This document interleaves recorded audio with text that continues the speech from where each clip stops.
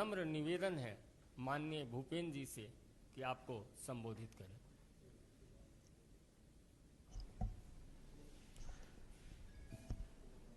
मित्रों, भारतीय जनता पार्टी प्रधानमंत्री श्री नरेंद्र मोदी जी को ओबीसी समाज और आर्थिक रूप से पिछड़े वर्ग के युवाओं को उनके नेतृत्व में मेडिकल कॉलेज की पीजी और यूजी क्लासेस में एडमिशन देने का निर्णय माननीय प्रधानमंत्री नरेंद्र मोदी जी के नेतृत्व में किया गया है, उसके लिए उनको बधाई देती है और उनका अभिनंदन करती है। ये एक ऐतिहासिक अवसर है कि लंबे समय से देश में समतामूलक समाज की स्थापना के लिए समाज के सभी वर्गों को समाहित करते हुए समरस भारत की रचना को करने के लिए बहुत सारे निर्णय एक लंबे समय से पेंडिंग थे। प्रधानमंत्री जी के नेतृत्व में उनको पूरा करके सरकार ने सामाजिक समरसता का, समतामूलक समाज का और सभी वर्गों की भागीदारी को सुनिश्चित करने के जो संवैधानिक दायित्व उनको पूर्ण करने का प्रयास किया है। हम ये भी जानते हैं कि पिछड़ा वर्ग का जो आयोग था उसको संवैधानिक आयोग देने की मांग एक लंबे समय से पेंडिंग पड़ी थी। यूपीए सरकार के 10 साल निकल गए लेकिन उसको संवैधानिक आयोग का दर्जा नहीं दिया गया। माननीय प्रधानमंत्री जी के नेतृत्व में पिछड़ा वर्ग आयोग को संवैधानिक आयोग का दर्जा दिया गया। देश में एक लंबे समय से इस बात की भी मांग पेंडिंग थी कि जो सामान्य समाज के जो गरीब लोग हैं, आर्थिक रूप से जो कमजोर हैं, उनको भी संवैधानिक आरक्षण दिया जाए और इस विषय को भी माननीय प्रधानमंत्री जी के नेतृत्व में 10% आरक्षण आर्थिक रूप से कमजोर सामान्य वर्ग के लोगों को दिया गया। भारत के संविधान में जो सामाजिक, आर्थिक और राजनीतिक न्याय की संकल्पना है उसको पूरा करने का काम माननीय प्रधानमंत्री जी के नेतृत्व में किया गया और इसीलिए मेडिकल कॉलेज में भी ओबीसी समाज के 27% और आर्थिक रूप से पिछड़े वर्ग के विद्यार्थियों के लिए भी 10% आरक्षण की बात की गई।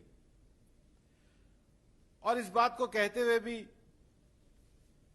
संतोष होता है कि माननीय प्रधानमंत्री जी के नेतृत्व में जो हमारी जिस प्रकार से ये सरकार चली है, उस सरकार के अंतर्गत पिछले 5 वर्षों में देश में 179 नए मेडिकल कॉलेज खुले। अब देश में 558 जिसमें 298 सरकारी और 269 प्राइवेट मेडिकल कॉलेज और यूजी और पीजी के सीटों की संख्या में भी 56% के करीब और पीजी की सीटों में तो 80% के करीब बढ़ोतरी की गई है। और कुछ ऐसे भी ऐतिहासिक निर्णय इस पूरे 5 साल में लिए गए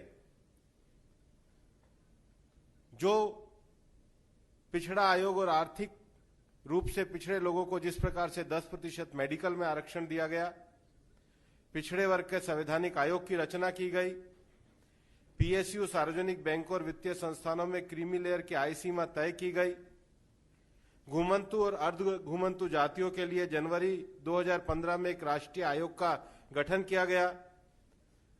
पहली बार भारत के प्रधानमंत्री ने डॉक्टर अंबेडकर को उनके जन्म स्थान मध्य प्रदेश के महू में जाकर के श्रद्धांजलि दी, नमन किया।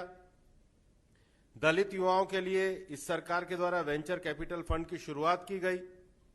अनुसूचित जाति से संबंधित उद्यमियों को संवर्धित ऋण गारंटी की योजना शुरू की गई। जनजाति समाज के वन उत्पादों को एमएसपी का लाभ दिया गया। देश के सार्वजनिक उपक्रमों द्वारा 4% समान एससी और एसटी उद्यमियों की खरीदारी की नीति बनाई गई।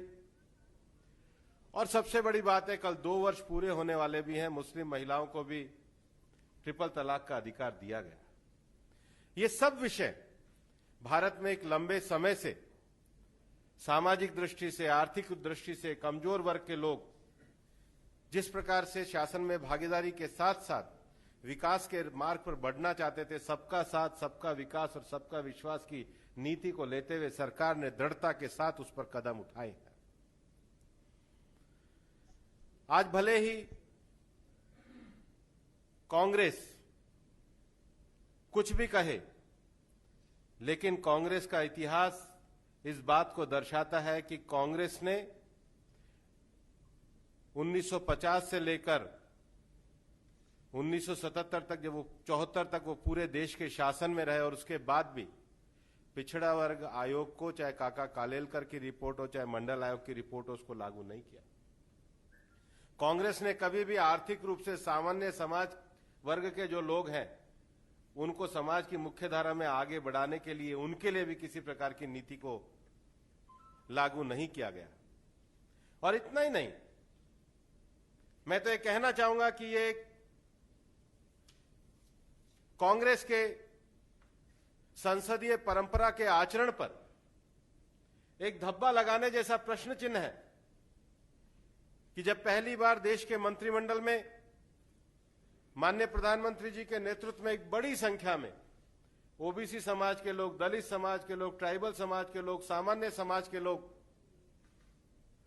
और सबसे बड़ी संख्या में महिला वर्ग इस मंत्रिमंडल में जब आए और संसद के सामने जब उनका परिचय कराना था, तो कांग्रेस ने अपने दुर्भाग्यपूर्ण आचरण से, संसदीय परंपरा की मर्यादाहीनता के आचरण से उन महिलाओं का परिचय भी नहीं होने दिया।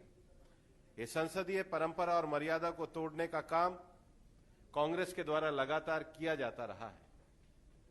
और इसलिए भारतीय जनता पार्टी की सरकार माननीय प्रधानमंत्री जी के नेतृत्व में सभी वर्गों को सामाजिक न्याय के लिए, सभी वर्गों के आर्थिक उत्थान के लिए पूरी तरीके से समर्पित है। और माननीय प्रधानमंत्री जी ने जिस प्रकार से हमेशा संकल्प किया है कि उनकी सरकार गरीबों के कल्याण के लिए समर्पित है, शासन में गरीबों तक उनकी योजनाओं को पहुंचाने के साथ ही साथ अपनी सामाजिक नीतियों के माध्यम से उनको अवसरों में भी उसी प्रकार की उपलब्धता प्रदान की गई है।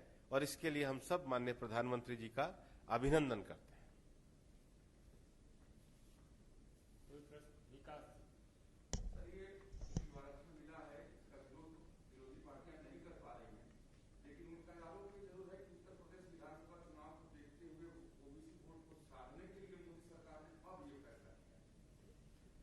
जो विरोध करने वाली पार्टियां हैं उनको मैं पूछना चाहता हूं कि जो कल तक सामाजिक न्याय के नाम पर लड़ाई लड़ते थे, क्या उनका समाज केवल उनके परिवार तक सीमित हो गया?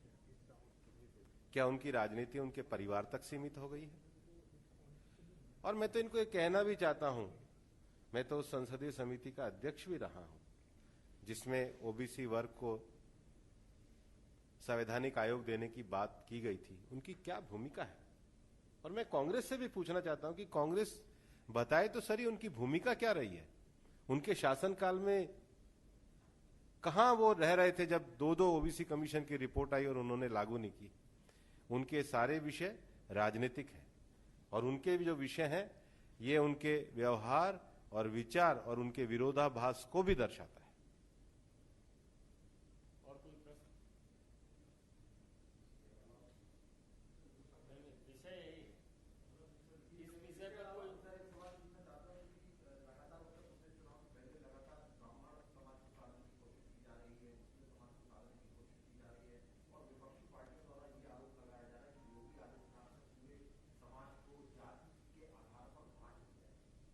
हम सबका साथ, सबका विकास और सबका विश्वास की राजनीति को लेकर के आगे बढ़ते हैं।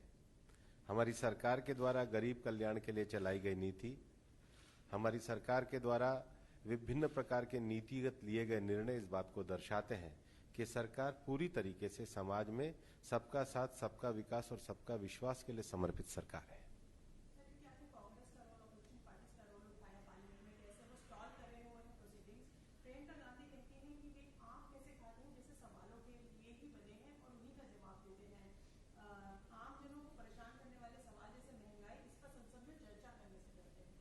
चर्चा कर रहे वो तो नारे लगा रहे हैं। चर्चा करने वाले तो अपने स्थान पे खड़े होते हैं। सरकार तो हर प्रश्न का उत्तर दे रही है। प्रश्नकाल में प्रश्न पूछने वाले वैल में होते हैं, उत्तर सदन के पटल पे होता है। तो जिनको उत्तर सुनना है वो कम से कम जाके उत्तर तो सुने। सरकार तो पूरे प्रश्नकाल में सब विषयों का उत्तर देती है।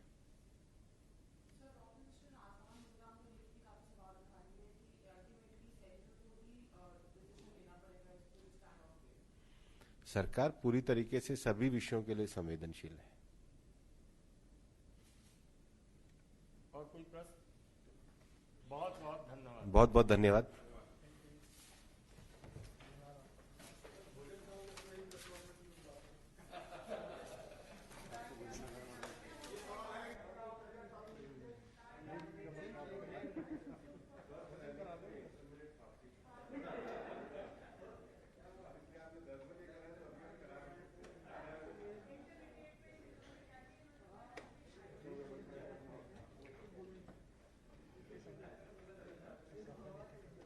थोड़ा सा सर नीचे करके